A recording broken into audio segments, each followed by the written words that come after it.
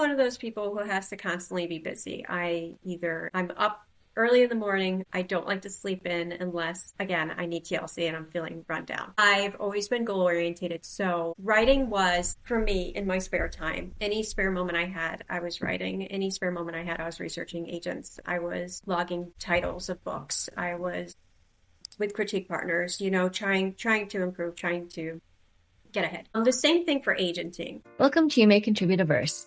I'm Brenna Jennerette, Kidlit author of The Law of Birthdays and the upcoming nonfiction picture book, A Bike is Not Just a Bike, about how the bicycle helped to usher in the women's revolution, illustrated by Michelle Piario, launching July 21st, 2026, and is now available for pre-order. And I'm joined by my co-host, Josh Munkin, dad, Kidlit author, and science communicator. This episode is proudly sponsored by Canadian children's book publisher Tealmore Press, where every book sold supports reforestation. Check out Tealmore's newest release, Enough to Share, written by Mary Helen Berg and illustrated by Sue Todd, a warmly illustrated book about our beautiful and fragile planet with themes of sharing and the importance of coexistence. Check out this title and the full Tealmore catalog at tealmorepress.com, including titles like Naked, Fungi Are More Than Mushrooms, and Supermoon. Today's guest is critique partner, friend of the pod, and newly minted agent, Lindsey Aduskevich. If you are querying or thinking about submitting to PB Party on March 17th, you'll want to listen to this episode for the full inside scoop to all your burning questions, like what's Lindsey looking for? How does she work as an agent? What's her background and experience in the picture book world? Don't worry, we've got it all here. And here's Lindsey's verse. Anyone ever pointed out how, Marvel Comics style this path is for you because of your initials? It's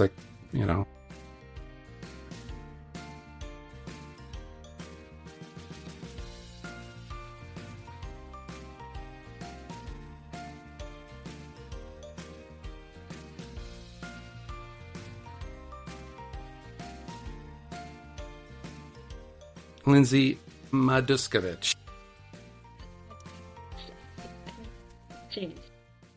The M is silent. You could just keep saying it the same way, right? It's added at the beginning. Yeah, but the function's the same. Is there a reason that you're aware of strategically why that's the term? The title, yeah. I'll have to put a guess out here. Charlene Martin, the president of the agency, is an executive producer.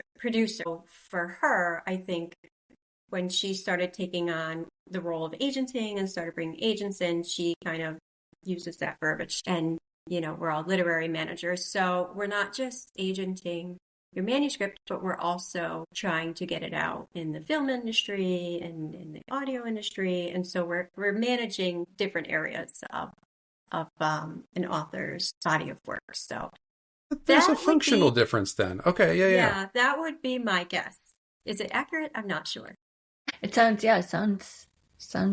like it falls in line. Okay, so let's start at the beginning, so for the listening audience, Lindsey is one of our oldest critique partners. We have been sharing manuscripts back and forth between the three of us for years, but she just recently stepped into the agenting role. And so I've known for a while behind the scenes that you were looking at doing this, but can you talk a little bit about, why you decided to sort of make that jump, or why you took on agenting as well?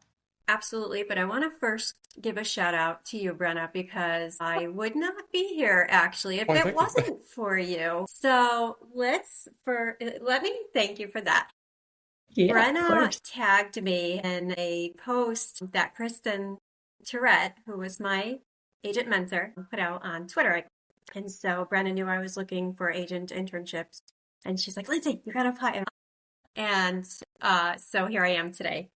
I always say it all started in 2019 when I first started writing, and I went to my first SCPWI conference, and I saw my first agent editor panel. And I think actually it might have just been an agent panel. I don't remember if there were editors there. And I knew right then that that's what I wanted to do. Just hearing them talk and hearing that the things that they did, I was like, yes, that is the career path that I would see myself being happy in. It took a couple of years to hone my writing craft, and I also paid attention to what was going on behind the scenes, paid attention to what agents were doing. And also we do a little bit of this when we're querying, right? We're researching, we're preparing spreadsheets. Some of us, I certainly was. I was going to say, I know you do with comp titles specifically, which I sometimes will tap Lindsey and be like, hey, can you help me? Like, what goes with this? Yeah. Well, and just acknowledging, I mean, a couple of years ago, that was the first, I think, reason that I in particular wanted to bring you on the podcast is your sense of organization and logistics, and managing your own work is something that I do not share in any shape, and is fascinating to me that you have that level of detail. Which really serves an agent as well. Yeah, for sure. It does. It Totally. does. Touching on the comps, yeah, I have an Excel spreadsheet of probably 2,000 picture books listed. And then I'm also trying to record my middle grades and my YAs and my adults too, because, having that on hand is like, it's so valuable for trying to find comps. Yeah. And yeah, anything really. So yeah, I'm a huge fan of spreadsheets. I'm a huge fan. All of my critique partners really, only a few, I think, could say that they enjoyed the query trenches. I was one of those that did enjoy it. I enjoyed putting my work out there. I enjoyed waiting. I enjoyed the thrill of, is it going to be a yes or a no? Obviously, 99.9% of them were no's.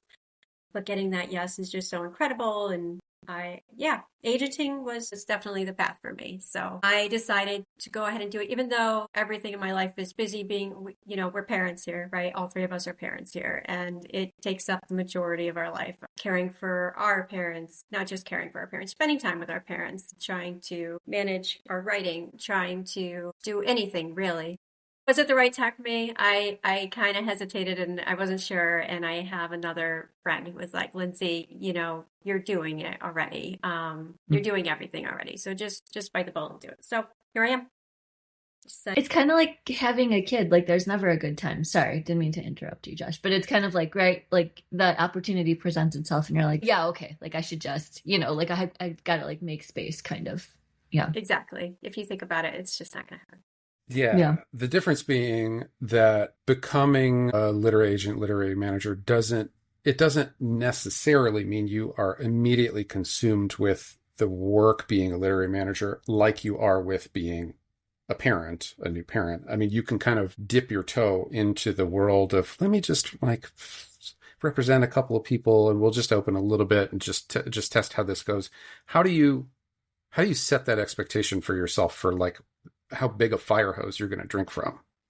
That's such a good question because, once you open your inbox to queries, it's immediate and it jumps up into the hundreds. And no matter how much you try to manage it, it's constantly going up. So I have to like take a breath and step back and be like, okay, you know what? I'm in charge of the pacing here. I can handle this. I can organize this. I can break this down. And most importantly, as you just mentioned, I can control how many clients I'm going to take on. And like you said, dip my toes in, see what I can handle, and take it from there. And so right now I'm on my second client, and I feel like as I continue to do this work and get familiar with it, preparing a submission package, putting together a proposal, all these things, as I do them, I'm going to get more efficient and I'm going to build speed and I'm going to build connections, and there will be less research because it'll be like, I know exactly where this is going to fit. I know exactly who these editors, in what imprints they're working for, and I don't have to try to figure out all that stuff.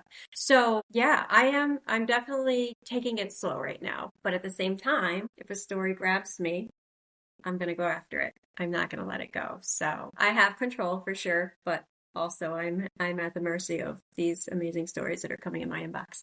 And so for people listening, because they always want to know this, right? So I've seen your sort of manuscript wish list and what you're looking for.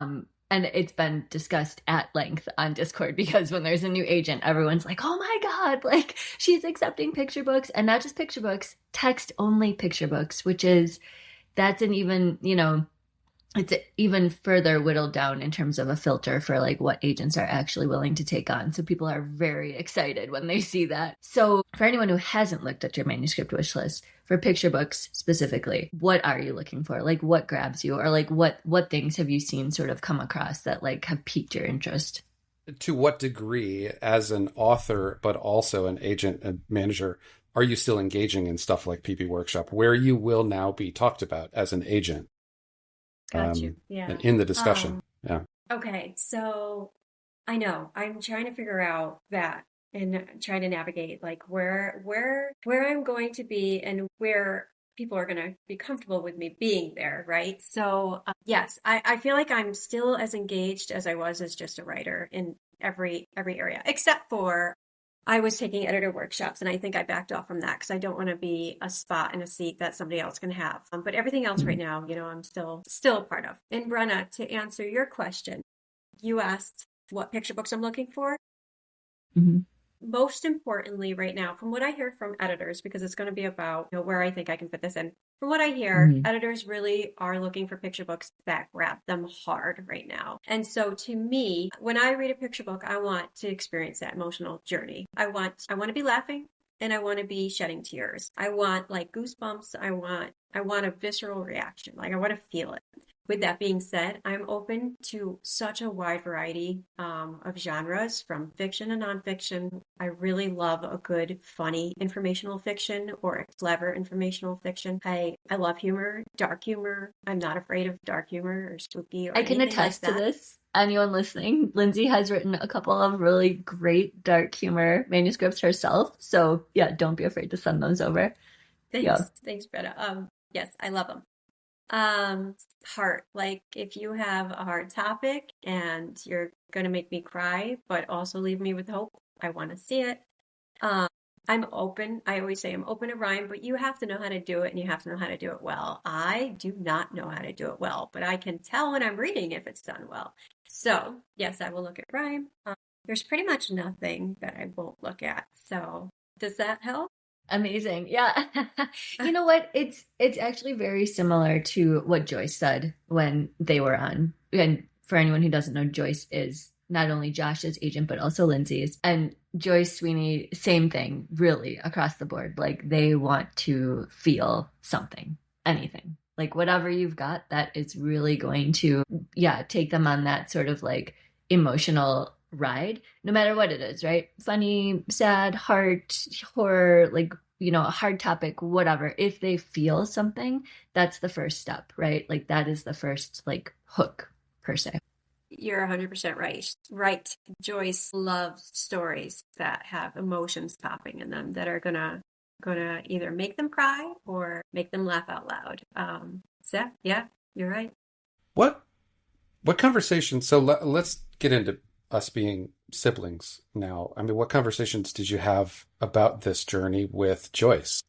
Let's see. We haven't talked too much about it. I mentioned to Joyce that I was going to start interning with Kristen, and they congratulated me. And then when I started agenting, I think we might have had a couple lines exchanged. It's interesting. One of the things that I hope this is okay to share, because it went through my head. One of the things that the Seymour Agency does as kind of a rule is they do not rep what they write. And so Joyce had said to me, you certainly don't have to, listen or adhere to this, but it would be a good idea if you didn't rep picture books if you're going to write them. And so I Interesting. I took a lot of time to think about that, and I can certainly see why, because, picture book writers are very prolific and stories are done, and a lot of the concepts are very similar, right? And we all put our unique spin on them. But there are a lot of stories that we can read and be like, oh my God, let's say I just wrote this story. I could find you a story that just came out that has the same premise, right? We've all been there. So I had to do a lot of thinking about that.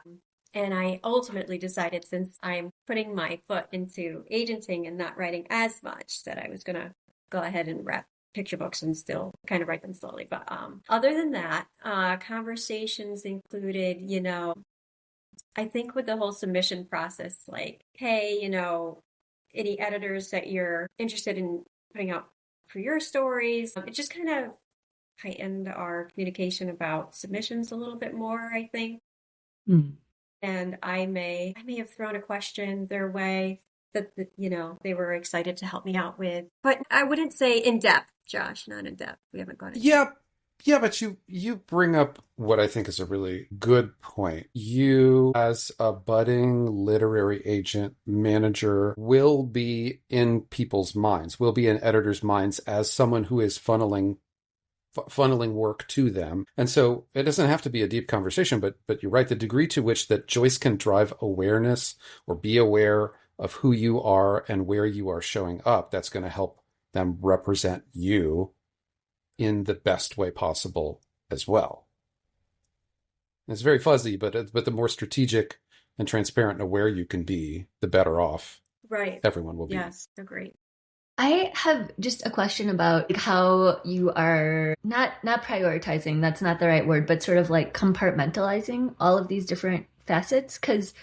So you're agenting, but you're also writing and in conversation with your agent, and you are still a very active, responsive member of our critique group. So, sort of like looking at our manuscripts also, and also having like an inbox full of manuscripts, right, that are also sort of begging for your attention. So like as your critique partner, I'm always, I'm grateful that you have stayed so like on top of it. Like like you're never late. You're never like, oh, sorry, like I had, X, Y, and Z. Like you're still just as present and just as engaged as you always have been. And Lindsey is an amazing critique partner. Anyone listening, she knows what she's doing. She gives great feedback. But yeah, I sometimes wonder about that. Like how are you doing all of this? Like it probably goes back to your spreadsheets, but I just like an insight into your brain, I guess is what I'm asking for. Like, how are you sort of managing all of those pieces? Kudos for not ghosting like some jerks who were in that critique group.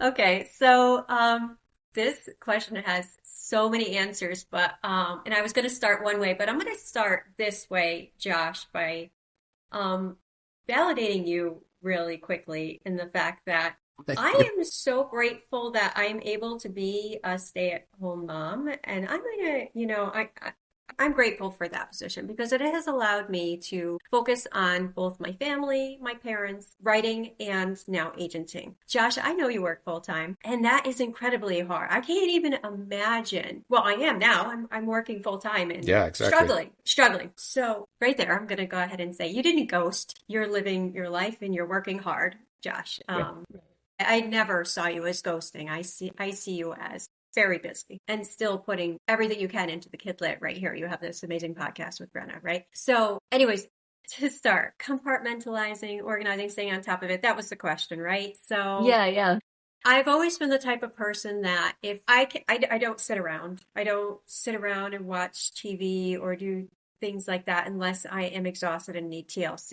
I am one of those people who has to constantly be busy. I'm up early in the morning. I don't like to sleep in unless, again, I need TLC and I'm feeling run down. I've always been goal oriented. So writing was, for me, in my spare time. Any spare moment I had, I was writing. Any spare moment I had, I was researching agents. I was logging titles of books. I was with critique partners, trying to improve, trying to get ahead. The same thing for agenting. I feel like I have even less time now that my girls have like these social lives that I need to manage. It's a whole different thing.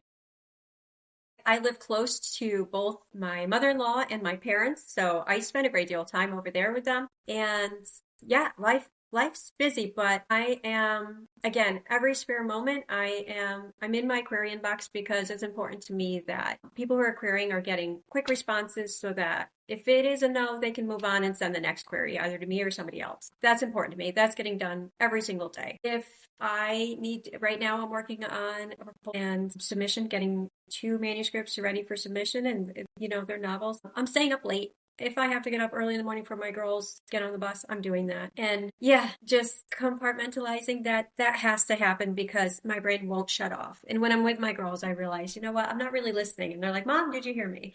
So I have to try to shut my brain off. But at the same time, all day long, I'm thinking about these things because they're important to me and because I'm passionate about them. But I have to give another shout out because managing this and keeping it organized, a lot of this, I get a lot of help from my intern, who is also a critique partner of mine, Holly Michaels. And I have to say, I was thinking about this morning that interns deserve a huge shout out. They do so much work and they're like the backbone, right? I don't think people even realize she's there every step of the way helping me with submissions, with researching editors. She's helping with my query inbox. So she's amazing. And she also helps keep me current with everything that's needed at the moment. does that answer everything or did I miss part of it? Yeah, no, yeah, that's amazing. Yeah, I'm fascinated by sort of the behind the scenes. Like I think most people are. And that brings me to another question. So you already have an intern, which is, I mean, that's amazing. I'm so glad that you have, somebody to help like with this whole like onslaught of all of the responsibilities and the inbox and all of the things. So can you sort of shed some light on the training that you got at Martin Lit and sort of what that process is like? Because people are always curious, right? This is a question that comes up a lot. They're doing research on agents. So yeah, so tell us all of that, and then how an intern sort of plays a role, also that whole world. Absolutely. So my training, let me start with, I think this was very important. When I met with Kristen Tourette, actually, before I even met with her, I had looked at everything because I sent over my cover letter and my resume, right? I looked at everything. I looked at her wish list. I looked at what she represents. I looked at, movies that she likes to watch, books she likes to read. And I knew that we would click. Like we enjoyed the same genres. We enjoyed similar things and we both loved reading. We both had like things that were important to us and they overlapped. So when we met, again, everything clicked. And so it made it easy because being her intern, it's important that we have the same tastes in books, right? Like I need to be able to, if I know what she likes, but I don't like it, it's not going to hit me the same way. But being connected with the same interests, it helped. So when I joined as Kristen's intern, I try to mirror this for Holly because I feel like she walked me through it in such an organized and well thought out way that, it was like first we dipped our toes into writing a reader's report. That was like one of the first things.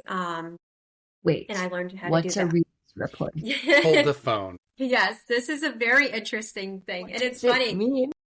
I'll give you a little embarrassing secret that I haven't shared with anybody, but I accidentally so she would ask me to evaluate a manuscript and you write up a reader's report to do this. And a reader's report is a synopsis and then an evaluation of strengths and weaknesses of a manuscript. And this would help her decide if A, she's clicking with the book through the synopsis, and B, what are the strengths and, where does it need work? And is this something that I can handle? So when I would attach my reader's report for a little bit, I accidentally called them book reports. And I was like, oh my gosh, what I did. I'm so embarrassed. And she never called me out on it. Thank goodness. That's kind of what it sounds like. That's right? Good. Yeah. Yep. So anyways, so she introduced me one by one, but to like everything from reader's reports to, honestly, the biggest part of my job and the hardest part of my job is crafting that response of no in a supportive, encouraging way, because I don't ever want a no to discourage somebody from their writing journey. So that was another thing. Like, we shifted into that. We shifted into comparable titles. We shifted into how to do a proposal. And then researching editors, believe it or not, this has you would think it would be similar to agents, but there are so many more factors. And it was so incredibly difficult because each publishing house has this umbrella of imprints and they're all kind of pulling money from the same place. So you can find all these editors, but then you have to find out, well, which imprint do they belong to? Because if they're part of this line of imprints that are under this umbrella, you can't submit to all of these same editors, right? So learning how to tailor an editor list for a manuscript is still a work in progress for me. But Kristen, introduced me to that, and then it was contracts. And she showed me contracts, the Authors Guild contracts, some contracts, that she has represented. And she just brought me one by one through the whole process, and I felt I felt, like I had a good base to go into it. And so when I came on as an agent, Charlene, the president, I'm not sure it was Charlene, but somebody had mentioned to me, might have been Genuine, that, let me know who your agent is and give me their bio and headshot. I'm sorry, intern. And I was like, intern? I'm not ready to have an intern. And I asked, and in my head, I'm like, I do all this myself, especially as I'm dipping my toes in because I'm passionate about answering anybody who's querying me and all this stuff. But then I had found out that Charlene really likes for her literary managers to have an intern. And so I was like, okay. My critique partner had already mentioned to me that she was interested in helping me if need be. So I asked her if she was like, absolutely. And so, yeah, now I am using Kristen's kind of approach to showing her how to agent, and hopefully she'll get something out of it. I'm certainly not a senior manager by any means, so we'll see. I see the wisdom in that, honestly. I mean, it's certainly, as someone who is dipping their toe into the agenting world, you know exactly what you did as an intern. Again, like you said, to use that as a template for Holly to be able to sort of like get up and running, even though you don't have a ton of experience in this area yet. But from the agency perspective, I see why that would work. It increases your throughput and your capacity to really hit the ground running. It just gives the agency a lot more capacity overall.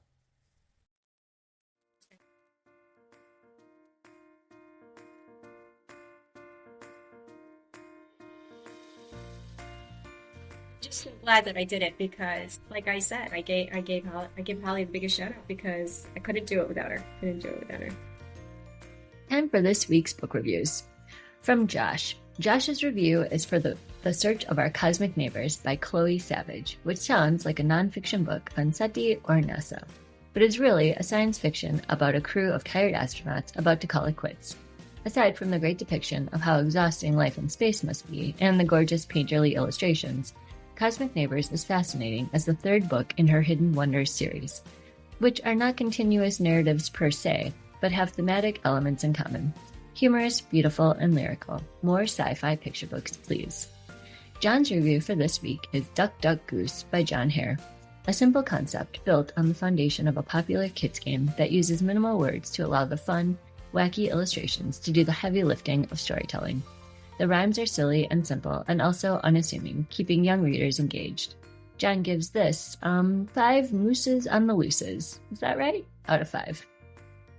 And my review for this week is for No More Gnomes by Beth Mills.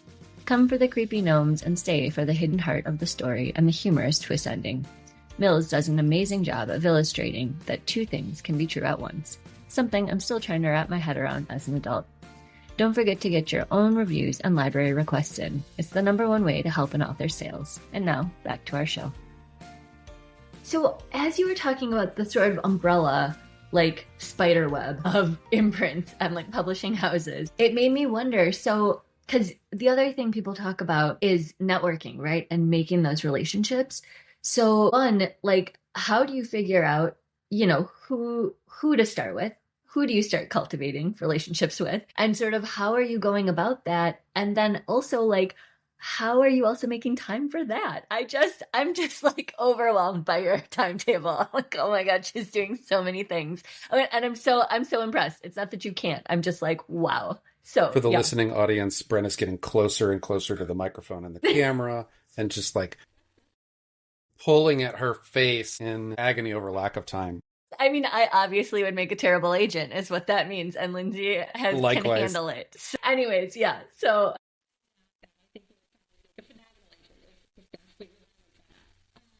I do not.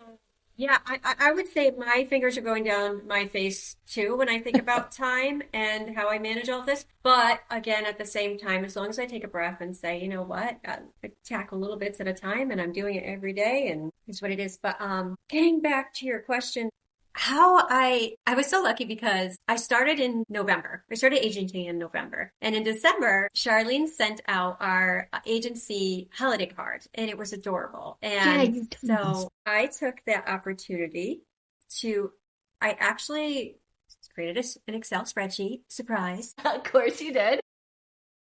And I looked at another agent friend of mine had sent me one of her lists and it had all of these publishing houses and imprints with them, all the Kidlit publishing.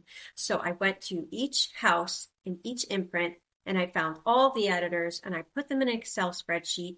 And then I took my holiday card and I emailed each individual editor with a tailored message because I looked up what they had represented. And given the fact that both of you know, I've read thousands of picture books and I have them all listed. I was able to almost every single editor find a project on there that I loved. And so I had written in the email, "Hi, I'm Lindsey. I'm a new agent with Martin Literary. I absolutely loved your book, such and such. And I said, I would love to connect and find out what you're looking for in the new year, reach out." And so from that, I had gotten a lot of responses with manuscript wish lists or what they're looking for in a few meetings, which I did set up. That's amazing. Yeah, it was really cool to meet with them. Yep. And so it was nice to be able to seize that opportunity of the holidays and to be able to reach out to absolutely everybody like that. I could have done it without them.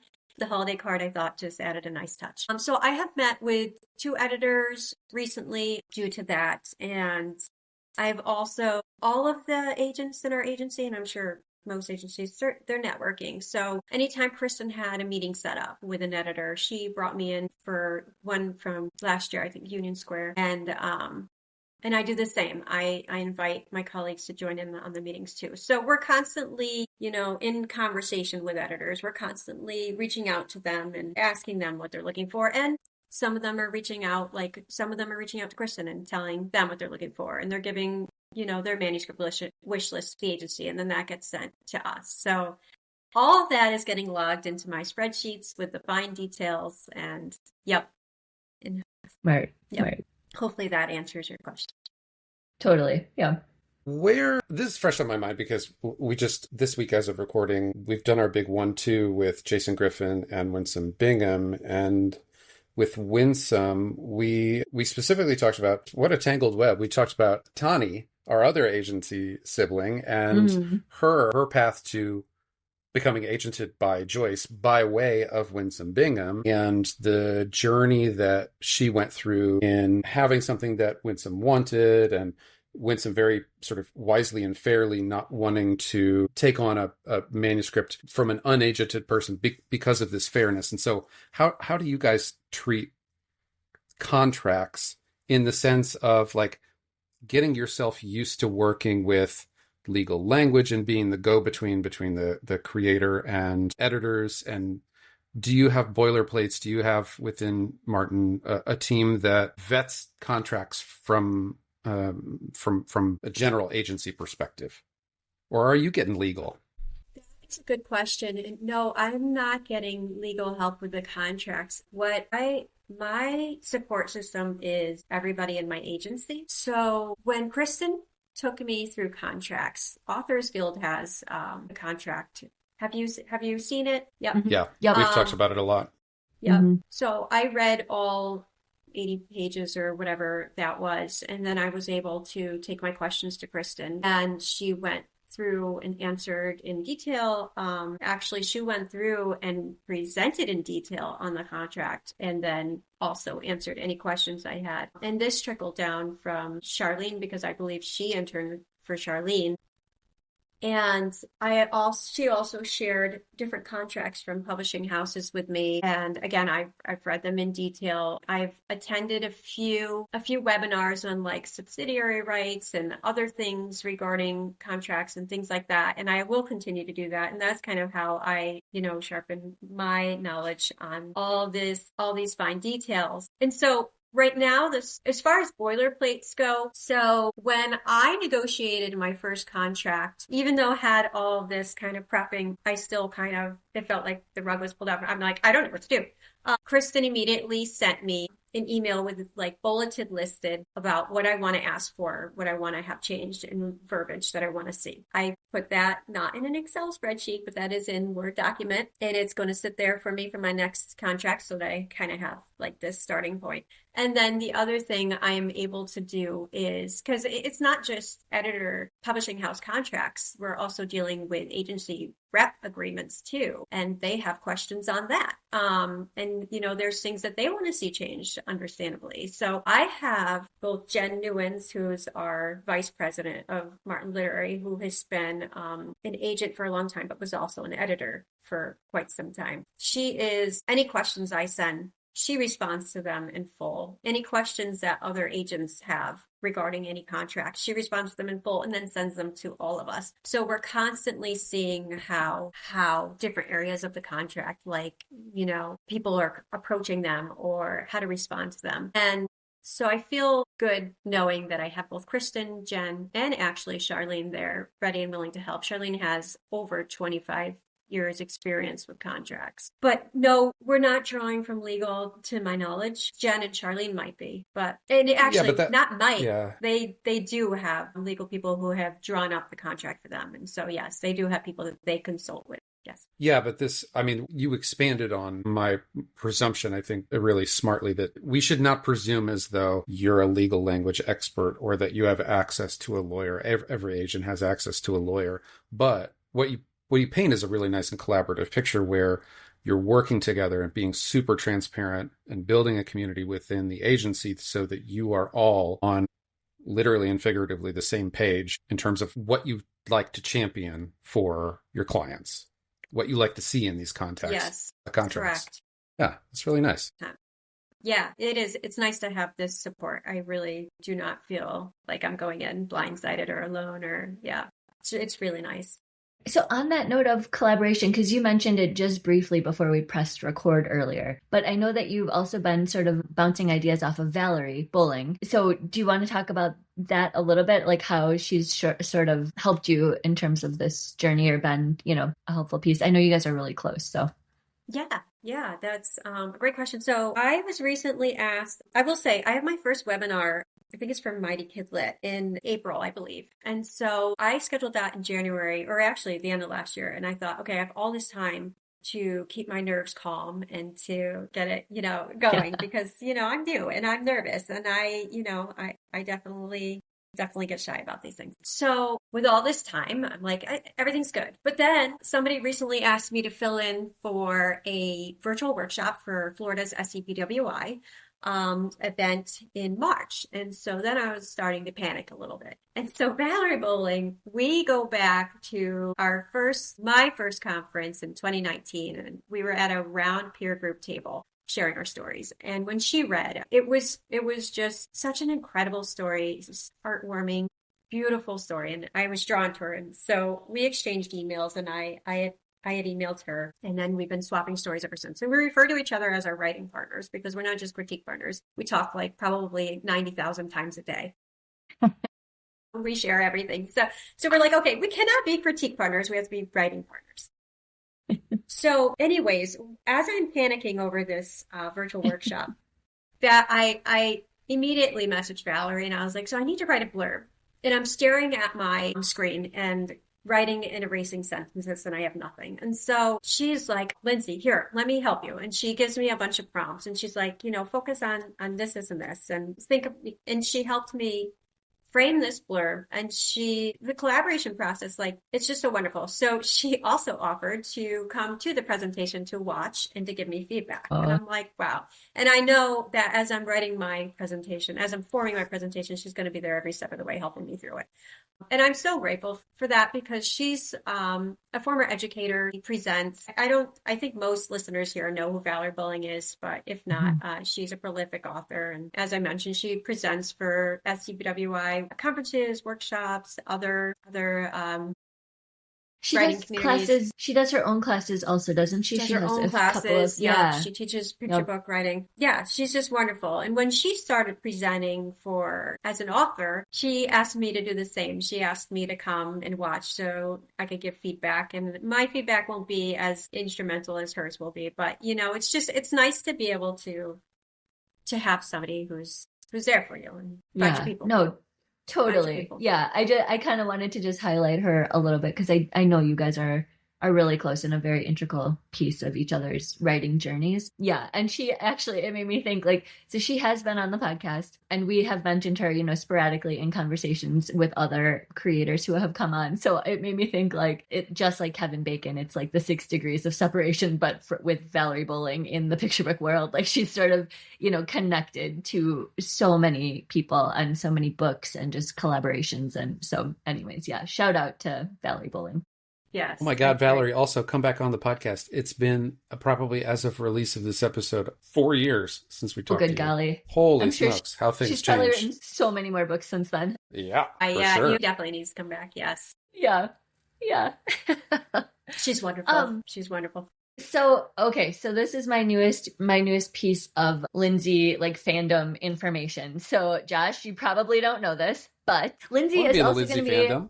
well, she's going to be a part of PB Party this year. I saw this just the other day. I got very excited when I saw your name on the list, and I immediately went to our Slack channel and was like, "Oh my God, I'm like, this is amazing." Like, and I said in the Slack channel also, I just said, like I really just admire and respect the hustle. Like, you are everywhere. You are passionate. You're amazing. You're really trying to make it happen. I'm so in awe. I admire all of the work that you're putting in. And I will say also, when I was watching the PB Party webinar, to get ready and, the Google Doc, all the things, Mindy stopped at your name and gave you this glowing shout out about how great you are. She had gotten some feedback from you in Inked Voices and just said, you're amazing and she can't wait for you to be a part of it. So what are your feelings about being a part of PB Party? Because I know you've submitted before. Now you're on the other side. Like, that just, I don't know, that feels very surreal. The way that we used to talk about these things and I all know, of us and coming now we're together like, and submitting, and now you we're all know? big kids. Oh, Very cool. like, can you imagine when we first started that? Would we have ever thought we would be here? Like, no. I know. Oh I my know. gosh, it just felt like this far away, unreachable dream. So wow, first off, that's so sweet about Mindy. Like, she's wonderful. Her personality, her positivity, her passion radiates through emails in a way that I can't even like how she gets that onto the page. But she's just all kinds of wonderful. And I know we're all grateful for her putting PB Party together because it's one of the most amazing events for the Kid Lit community. Totally. So it's funny, we've all been submitting to PB Party, right? Since like years ago. And I think I years. got honorable mention in 2022. But I never did make it to the wall. And so it's pretty incredible to be a part of this. When I reached out to Mindy a few weeks ago asking to be a part of PB Party, I hadn't heard back. I don't have her email. We did that Inked Voices editor workshop together, and we connected. I loved her story. Her feedback style was just wonderful. And we also connected, was there another one? Oh, Agent Sibley. But I didn't have her email. I could direct message her on Slack, and I reached out to her through her website. And so she hadn't responded to me, and it had been a couple of weeks. And so I started panicking. I'm like, oh my gosh, she probably doesn't want me on PB Party. As part of, and then when she finally did respond, I was like, it was so sweet and just uplifting and wonderful. And I'm so grateful that I can be a part of this, and grateful to her for organizing it, because I mean, it brings out the best in the Kid Lit community. And I always loved reading the stories as a writer and going through them. So it'll just be even more exciting to be able to say, send me that story. I was going to say, yeah, like, how excited are you? Like, it must feel like, I don't know, it's a little bit like, like Christmas morning or something when you're a kid, because it's like, these have all been curated and they're like, ready to go. And like, they're just sort of waiting there for you to be like, oh yeah, like, I'll take this one and that one and this one. And I'd love to see this. Like, that just, it seems awesome. Exactly.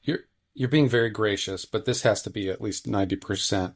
You guys never picked me before. I'm going to show you. I'll get the power, and then I'll be the decider. No, not at all. I don't think Lindsey has like a vindictive I don't think that's bone your, in yeah, her body. that's not your I fault. don't think. No. And it's funny, Brenda, you mentioned something about hustling and being out there. I will say I like panicking with the time that I don't have, because I am trying to do the interviews and things like that, because I do want to get out there. Mostly because when I started writing, like, there were two agents who I noticed were hustling and passionate. and passionately putting themselves out there for kid lit writers. And not only that, but like supporting them with kind words along the way.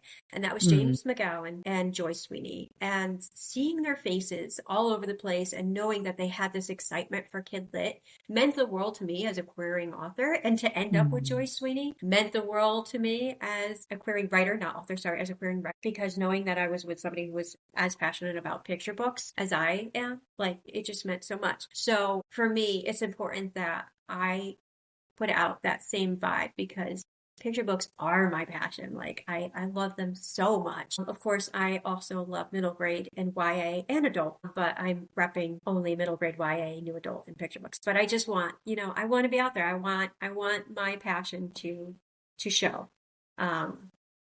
So yeah. I mean, it's coming through because, like I said, I've seen you everywhere, and the Discord channel will sort of reflect that. Like everyone is very excited about what you've got to say. People are posting about responses that you've sent. If it's a pass, everyone's like, oh, at least it's quick and it's very kind, which I know is exactly what you're going for. So it's you're doing the thing. It's yeah.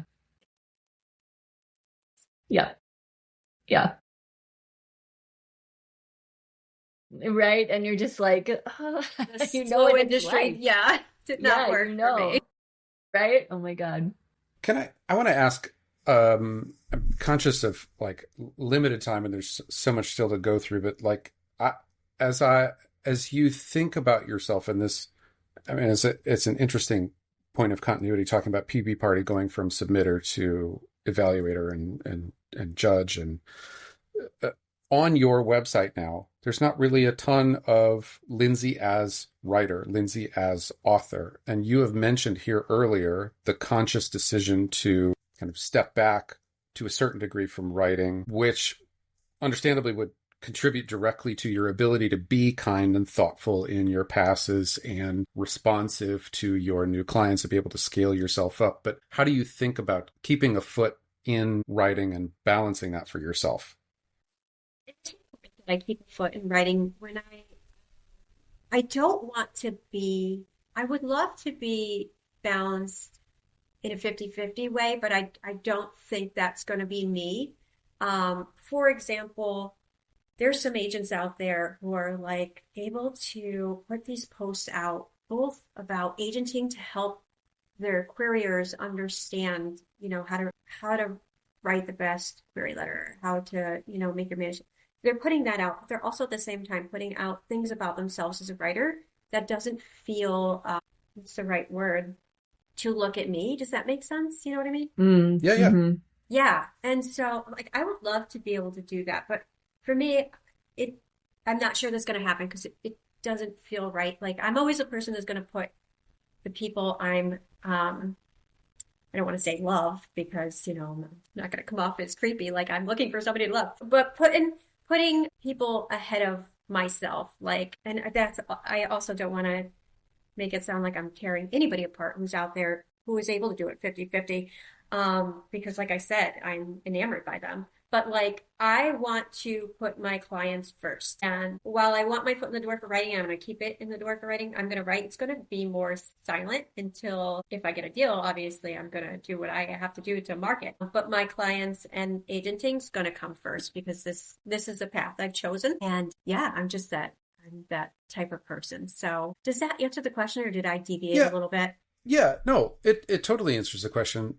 What you're projecting is not I'm looking for someone to love. It's more, I want to be intentional about the time and attention, even though I'm a go person. I want to be able to put my all into this presentation of myself at this moment. It's not that your writer self is on hold, but that you're taking a different step forward at this moment in your career. Yes. Yeah. And I will say, I mean, since you've started agenting, I mean, I've seen at least, several new, brand new stories from you show up that are always full of heart because that's how you write and just really well done, really tight. Because again, that's how you write. So I sort of feel like like looking from the outside looking in, it's like your writing process is getting more like condensed and distilled, but it's becoming more efficient also. So it's like maybe you are spending more time, working on your client stuff, which is amazing and super admirable. And, people querying you are going to love to hear that. But your writing, in my opinion, has not suffered at all. There's less time going into it, but the writing coming out is still like I'm still seeing consistently new stuff that is very consistent for how you write, really tight, really well done, things that are going to like, have a ton of hooks and themes and all of the things. So, I mean, the time might be unbalanced, but it's coming across as like, you're doing it. You're doing all the things. I'm like so proud to like have like know you and sort of be a part of this like overall process. Cause I feel like you're like a great example of being able to, do both. You can have both.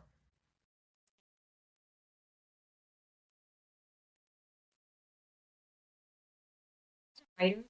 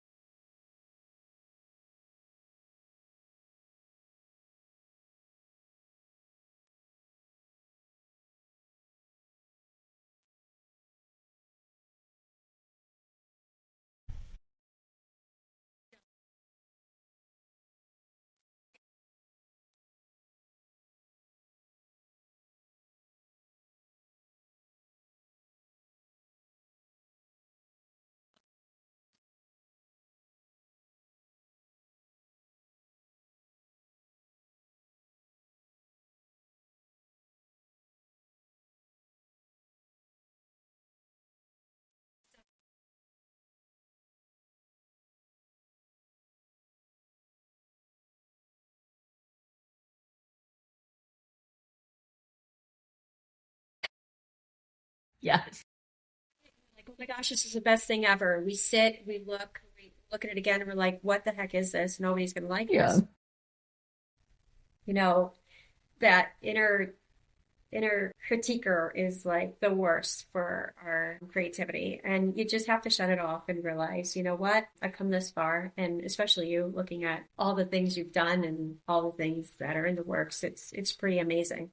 I want to say two things. One, I cannot believe that we waited. I know it's not true for the two of you, but that we waited 6 years of knowing each other before having this in-depth conversation. Just remarking again on, those who might be listening to this conversation being earlier in their journeys, you can't internalize the notion of trusting the process. But if you do trust the process, but then also participate in the process and work hard, it's not that we're like paragons of success, but there is progress. You get further down the road. Mm-hmm. And the three of us have incredibly different versions of what that looks like for us, but it's all interesting to sort of reflect on how far we come. Yeah. Yeah, totally.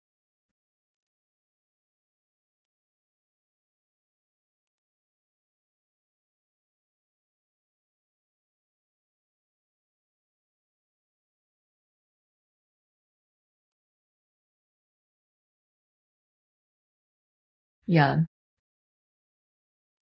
totally.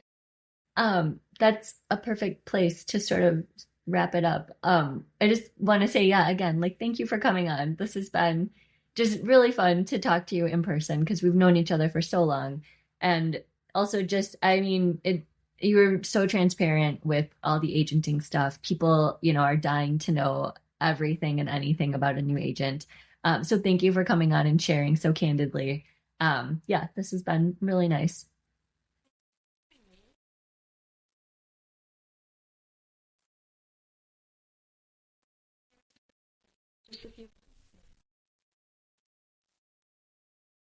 Oh my gosh. Say what? It's crazy.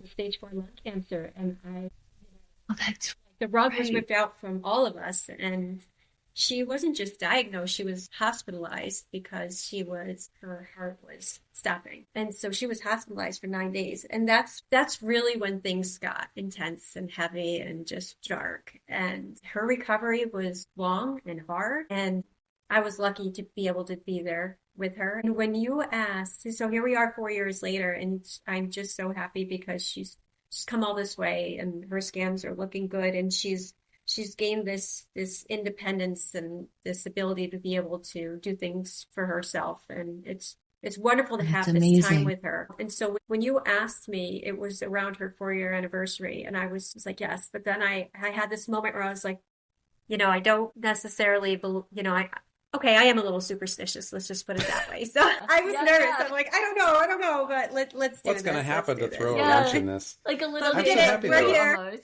Yeah. We're here, and things are still looking good. Man, I'm so glad to hear that about your mom. Like the lungs, especially. Like I know that it's a thing where they don't find it, and then when they do, it's usually like you don't always come back. So that's amazing. I'm so glad, and I'm so glad that you were able to be close and be able to be with her like through that. Yeah, amazing. So, Lindsey, It's been such a long road to get here, but we are so gratified to be able to talk to you and watch you sort of bloom into this new chapter. So thank you. Yeah, thank you.